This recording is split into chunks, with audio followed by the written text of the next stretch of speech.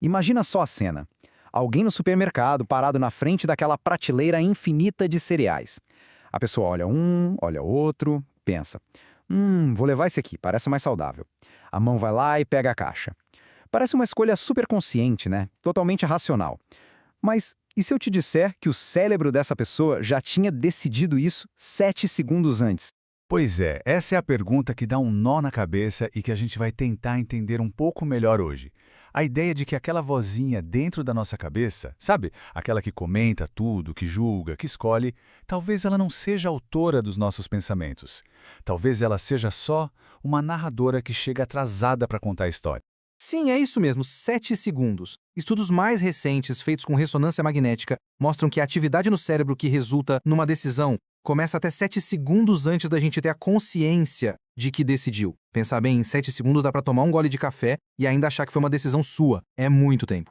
Essa analogia é simplesmente perfeita. É como se a nossa consciência chegasse depois da festa já ter começado, sabe? E ela tenta dublar o que está acontecendo, tenta criar uma narrativa para fazer sentido, enquanto o nosso cérebro já tá lá, tocando a música e dançando faz tempo.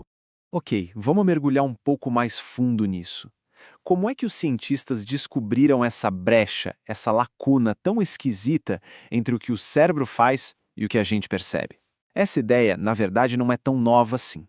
A história toda começou lá nos anos 80, com um neurocientista chamado Benjamin Libet. O experimento dele foi simples. Ele pedia para as pessoas moverem o pulso quando quisessem. O que ele descobriu? Que o cérebro começava a se preparar para o movimento uns 350 milissegundos antes da pessoa sequer sentir a vontade de se mover.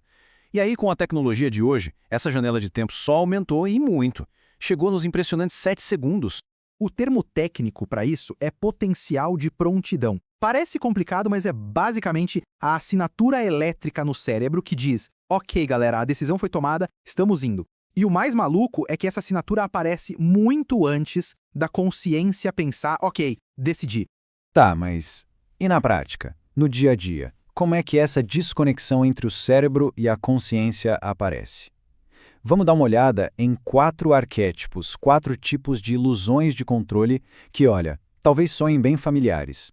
Primeiro, o planejador iludido. Sabe, é o tipo de pessoa que adora fazer listas, traçar metas, que acorda de manhã sentindo que está no controle total do dia. Só que a verdade é que as decisões daquela lista já foram moldadas por um monte de coisa, como a pessoa dormiu, o que comeu, se o dia está com sol ou está nublado. A pessoa acha que está escolhendo tudo de forma racional, mas na verdade ela só está reagindo a um estado químico e emocional que já foi definido muito antes.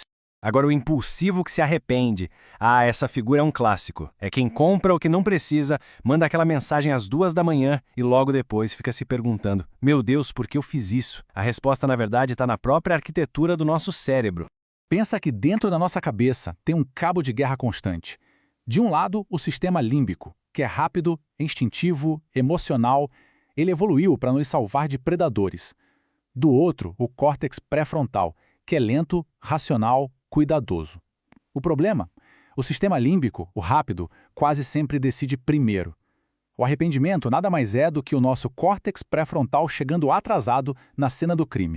O terceiro tipo é fascinante, o justificador cego. É a pessoa que sempre tem uma explicação super lógica para tudo que faz. Ah, eu terminei o relacionamento porque a gente não era compatível. Eu comprei isso porque é um investimento em mim. E o mais incrível é que ela acredita 100% nisso.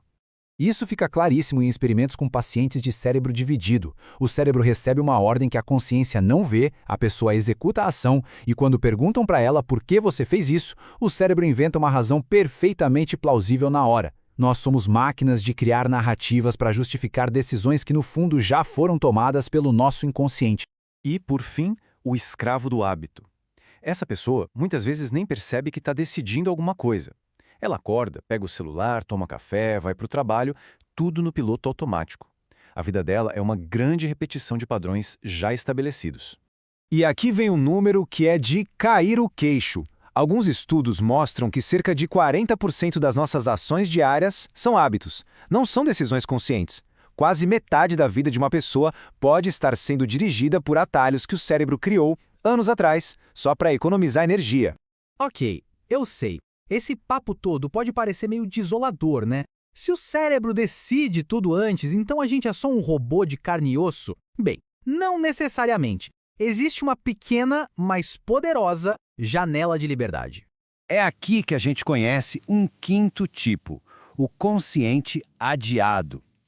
Essa é a pessoa que entendeu o jogo. Ela sabe que o cérebro decide antes, sabe que os impulsos são rápidos e que os hábitos são muito fortes. Mas ela não se entrega. E aqui está o pulo do gato. Naqueles mesmos experimentos do Libet, os participantes podiam cancelar o movimento no último instante. Mesmo que o impulso já tenha sido disparado pelo cérebro, a consciência tem uma espécie de freio de emergência. A gente tem um poder de veto. E como se usa esse poder? Bom, o primeiro passo é perceber o impulso surgindo. O segundo, e talvez o mais importante de todos, é criar uma pausa consciente, um pequeno espaço entre o impulso e a ação. E o terceiro é, nesse espacinho, escolher exercer o veto, é simplesmente dizer não. Então a gente chega na grande questão. Sabendo de tudo isso, o que fazer? Dá para simplesmente desistir e aceitar que a gente é um passageiro nessa viagem? Ou dá para tentar se tornar um motorista um pouco mais atento? O caminho a seguir, ao que tudo indica, não é sobre ter um controle total, mas sim sobre observação. É sobre se tornar um observador da própria mente, notar os padrões, entender o que dispara os gatilhos, criar de propósito aquelas pausas e, nesses momentos preciosos, usar o único poder que talvez a gente realmente tenha: o poder de dizer não. Não para o impulso, não para o hábito, não para a narrativa automática que a nossa mente cria. Isso tudo leva a uma reflexão, né? Qual desses tipos a gente reconhece mais em si? O planejador iludido, o impulsivo que se arrepende, o justificador cego ou o escravo do hábito? A verdade é que provavelmente todos nós temos um pouco de cada um deles. E essa reflexão sobre os nossos próprios padrões automáticos nos traz de volta a pergunta fundamental. No fim das contas, talvez a questão não seja ter o controle absoluto, mas sim entender quem está no volante e aprender a, pelo menos, sugerir a direção de vez em quando. Quem, afinal, está dirigindo esse carro?